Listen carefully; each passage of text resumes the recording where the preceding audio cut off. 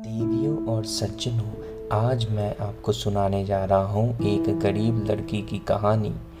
एक बार की बात है, एक छोटे से गांव में एक लड़की लीला रहती थी।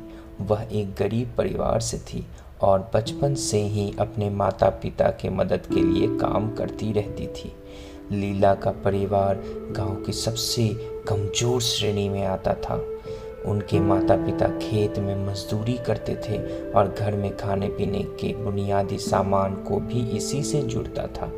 लेकिन लीला बहुत होशियार और मेहनती थी। वह नई चीज़ों की जानकारी हासिल करने के लिए हर संभव मौके का फ़ायदा उठाती थी। वह एक अध्यापिका बनने का सपना देखती थी, जिससे उसे पता था कि उसकी आर्थिक स्थिति इसी से बढ़ेगी। एक दिन गांव में एक दयालु शिक्षक लीला की प्रतिभा को देखता है और उसे अपना शिष्य बनाने का फैसला करता है। उस शिक्षक के मार्गदर्शन और सहयोग से लीला अपनी अध्ययन शुरू करती है और उसके साथ साथ उनका जीवन बदलने लगता है। लीला ने अपने पढ़ाई में उत्साह से काम किया और अपने सपनों को पूरा करने के लिए सफलता हासिल की।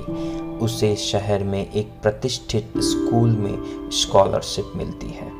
अपने परिवार और घर से दूर जाकर उसके लिए मुश्किल था, लेकिन लीला इस अवसर का फ़ायदा लेने के लिए तैयार थी। उसने मेहनत की और ध्यान से पढ़ाई की और कई मुश्किलों का सामना झेलना पड़ा, लेकिन वह निरंतर अपने सपनों का पीछा करती रही।